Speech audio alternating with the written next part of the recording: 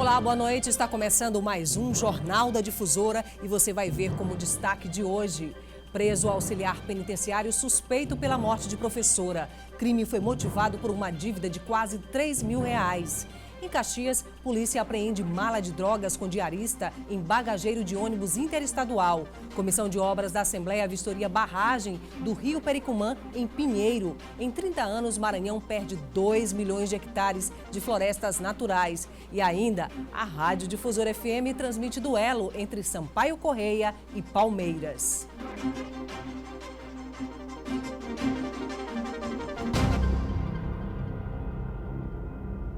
Um auxiliar penitenciário foi apresentado hoje pela Polícia Civil, apontado como autor do assassinato de uma professora na semana passada. A vítima e o suspeito teriam se conhecido em um site de relacionamentos há 2 anos. O corpo da vítima foi encontrado com marcas de estrangulamento na área do campus da Universidade Federal do Maranhão. A polícia contou com o auxílio de câmeras de videomonitoramento que gravaram o percurso do carro utilizado pelo criminoso. Verificamos através da placa que o carro pertence ao ex-marido da atual esposa do assassino.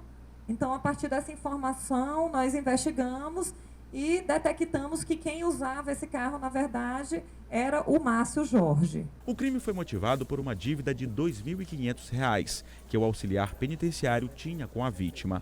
No dia em que ela foi assassinada, ela ligou para ele de manhã, cobrando essa dívida, dizendo que não ia mais aceitar, esperar. Ele pediu para conversar com ela, foi buscá-la em casa. Segundo ele, passaram a tarde juntos. Ainda segundo a delegada, mesmo após a morte, o criminoso continuou sacando dinheiro da vítima e gastando. Onde ele comprou uísque 8 anos, uísque 8 anos, 12 anos, churrasqueira, grelha, carvão, 45 latinhas de cerveja. Tudo isso nós encontramos as notinhas correspondentes a essas compras ontem, quando fizemos a busca na casa dele. Márcio Jorge Lago Marques foi preso na noite desta terça-feira enquanto estava na Avenida Litorânea consumindo bebida alcoólica. Familiares da professora foram até a sede da Polícia Civil. Com certeza é um sentimento muito ruim, mas a gente espera que a justiça continue sendo feita. E o Maranhão lidera o ranking de desmatamento dos estados que mais perderam florestas na Amazônia Legal. O levantamento feito por pesquisadores brasileiros coletou dados ao longo de mais de 30 anos. Vamos ver. Ao lado de uma das vias mais movimentadas da capital, um cenário encantador. Seja motorista ou pedestre, quem passa por aqui se depara com o manguezal, uma paisagem inspiradora. A manguezal aqui, nossa, a gente somos ricos, a gente tem uma riqueza e o povo não sabe. Quando o povo souber, pode ser tarde, tá entendendo? O Ocimar está certo. Os manguezais estão em ameaça, mas o problema vai além.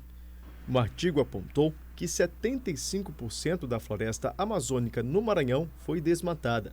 A pesquisa foi publicada na revista internacional Land Use Policy em 2017. O levantamento feito pelo projeto Mapa Biomas mapeou várias regiões do Brasil e verificou que em 85 o Maranhão possuía mais de 9 milhões de hectares de florestas naturais. 30 anos depois, eram pouco mais de 7 milhões de hectares. Em 2017, o número caiu para a casa dos 6 milhões.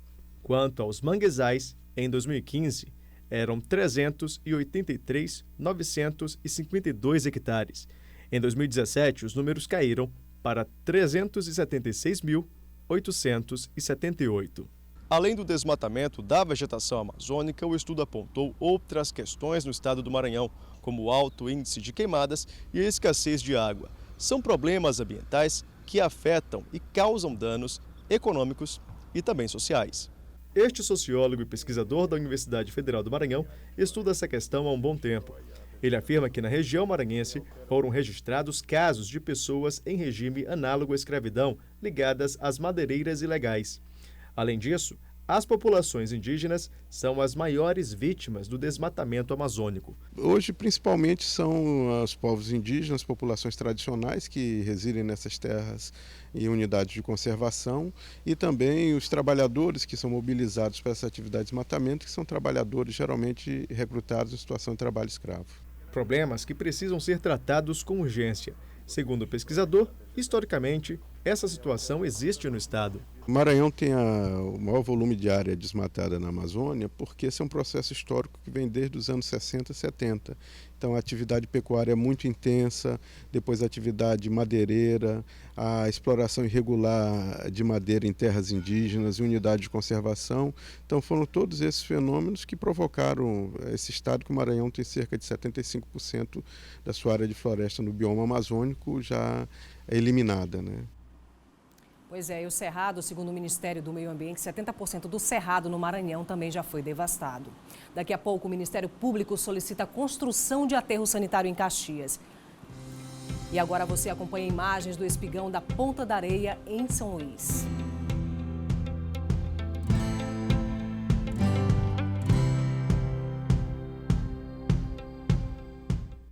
E a quarta-feira começou chuvosa na região metropolitana de São Luís. Alagamentos foram registrados em vários pontos da região. A capital amanheceu debaixo d'água.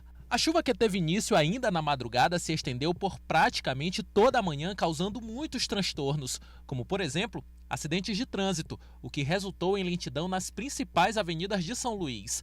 Só nesta quarta-feira, choveu na cidade o equivalente a 30 milímetros. Os últimos dias têm sido marcados pela variabilidade do tempo, uma característica do período. Nesse final de período chuvoso, nós temos observado a chuva durante o dia. Você tem sol e calor, e principalmente durante a madrugada você tem principalmente um pouquinho de chuva, né, associado à umidade relativa um pouquinho mais elevada. Então, isso é próprio daqui da ilha de São Luís. No último mês de abril, o volume de chuvas ficou dentro da média prevista para o período, atingindo a marca de 460 milímetros. Maio é considerado o último mês do período chuvoso. Em 2019, março foi considerado o mês mais chuvoso aqui na capital maranhense. No período foi registrado algo em torno a 790 milímetros. Isso representa 85% acima da média normal. Março também bateu todos os recordes desde que a medição do tempo começou a acontecer em São Luís. Nós temos bons registros históricos, né, daqui da capital. E o mês de março ele bateu realmente os recordes históricos, né? Não por conta do mês em si, mas por um evento em um dia, que foi o dia 23 de março, que foi registrado aí a chuva em torno de 230 milímetros naquela estação, né? Batendo todos os recordes. Né? Mas é importante ressaltar o seguinte, que se não fosse esse dia, o dia 23 de março, o mês de março ia ficar dentro do normal, né? Uma coisa interessante. E vamos agora à previsão do tempo para amanhã.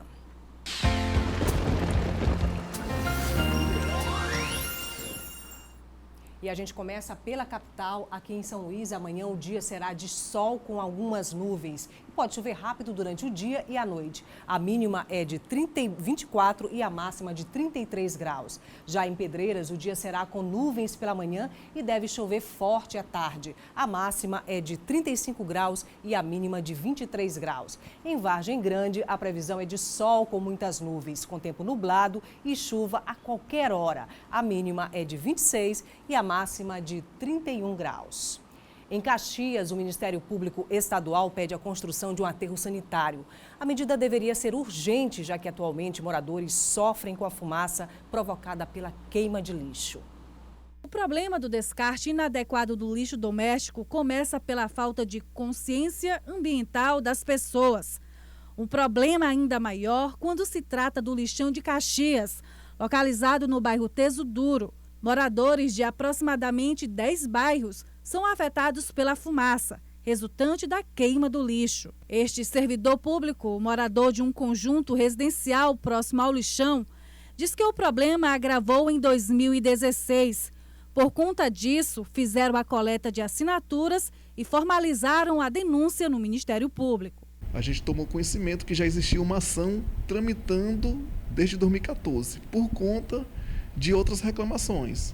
O assunto voltou a ser discutido após decisão do juiz de direito Siddhartha Gautama, da primeira vara civil da comarca de Caxias, que determinou que a prefeitura construa um aterro sanitário no município. A ação foi ajuizada pelo Ministério Público Estadual do Meio Ambiente em Caxias no ano de 2014. Essa ação visa a implementação da política de resíduos sólidos. Essa política é instituída pela Lei Nacional 2305/2010 no município de Caxias. Isso implica diretamente no fim do atual lixão de Caxias. O secretário municipal do Meio Ambiente diz que Caxias possui um plano de saneamento básico. O plano de saneamento básico do município já foi aprovado e agora nós estamos na fase de buscar uma parceria público-privada para que esse aterro seja implantado e esse problema seja definitivamente resolvido. A Prefeitura de Caxias, através da Procuradoria, se pronunciou sobre a determinação da Justiça. Como de praxe, o município vai recorrer da decisão. Não é que o município não vá fazer o aterro sanitário, mas é porque é nossa atividade, é nossa obrigação de recorrer de toda e qualquer decisão que venha contrária ao município de Caxias. E vamos agora ao nosso giro de notícias pelo estado. Foi aprovada em Imperatriz a regulamentação do transporte de passageiros oferecido por aplicativos. A proposta anterior teve que voltar ao plenário da Câmara de Vereadores após uma decisão do Supremo Tribunal Federal que proibia a limitação da quantidade de motoristas. O projeto agora segue para a sanção do Executivo. E na Comissão de Assuntos Econômicos do Senado Federal em Brasília foi aprovado o projeto de lei que proíbe cobrança de taxa de religação de água e energia. Na proposta apresentada pelo senador Everton do PDT, também está previsto o restabelecimento do serviço no prazo máximo de 12 horas, contadas a partir da quitação do débito. O texto segue para a Comissão de Transparência e Defesa do Consumidor. Se aprovado, será encaminhado para a Câmara dos Deputados. Em Caxias, 17 quilos de maconha foram apreendidos pela Polícia Rodoviária Federal, escondidos em uma mala no ônibus que faz linha entre Teresina e São Luís. A passageira que levava bagagem foi levada para a delegacia e autuada em flagrante por tráfico de drogas. E daqui a pouco, Comissão de Obras da Assembleia vistoria barragem de Pericumã em Pinheiro.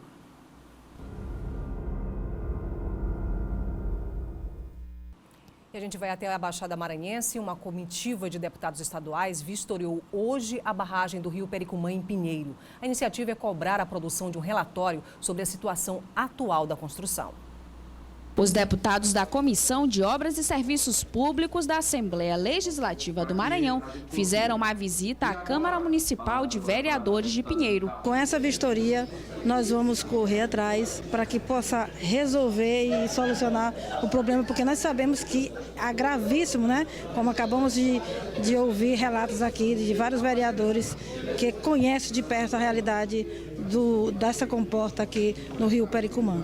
A barragem do Pericumã virou uma grande preocupação para os pinheirenses, devido à precariedade da sua estrutura. Além de fazer uma vistoria na barragem, uma visita técnica nas áreas alagadas da cidade de Santa Helena e Turilândia também foi realizada. Nós estivemos em Brasília com o ministro do Desenvolvimento, o ministro da Integração Nacional, o ministro Canudo, e ele nos solicitou, através da Secretaria do Meio Ambiente, um relatório sobre a situação da barragem. Se ela tinha problema estrutural ou se era só uma reforma das comportas, se ela não tinha risco de romper. O presidente da Comissão de Obras da Assembleia Legislativa do Maranhão fala da importância dessa vistoria. Nossa ideia é o quê? Cobrar, fiscalizar e trazer resultados para o pessoal de Pinheiro. Em Imperatriz, órgãos de segurança participam de fórum para debater a integração das forças da região sul do Maranhão. Nas oficinas, a simulação de procedimentos que devem ser aplicados por profissionais da segurança pública.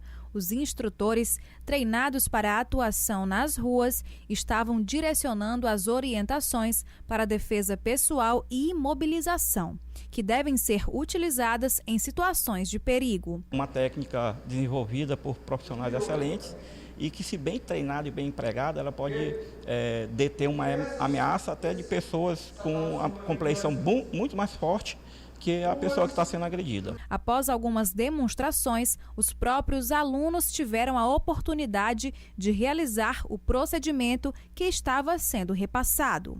Acho interessante a gente participar também, eu como mulher, acho interessante participar de um curso extensivo como esse, que é de defesa pessoal e também da importância da Guarda Municipal e de outras guardas também, para conhecimento e também para minha defesa.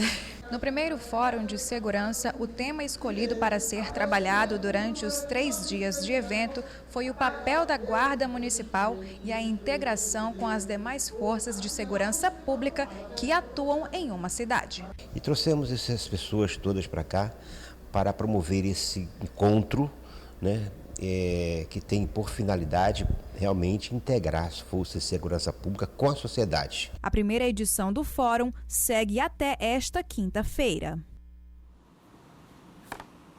O Ministério Público Federal no Maranhão ajuizou ação contra novas regras para a concessão de registro de armas. O pedido à Justiça foi realizado pela Procuradoria da República de Imperatriz.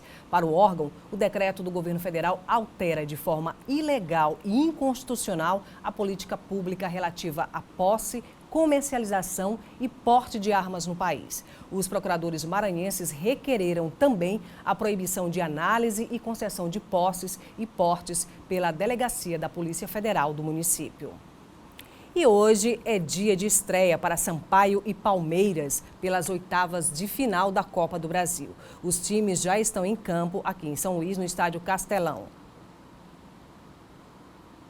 Nesse momento estão em 0-0, o placar é de 0-0. E cobertura amanhã nos nossos telejornais. Você confere todos os detalhes no Bom Dia Maranhão e também no portal MA10. Muito obrigada pela sua audiência. A gente tem um encontro marcado amanhã às 7h20 da noite aqui na tela da TV Difusora com o Jornal da Difusora. Uma boa noite para você e até lá.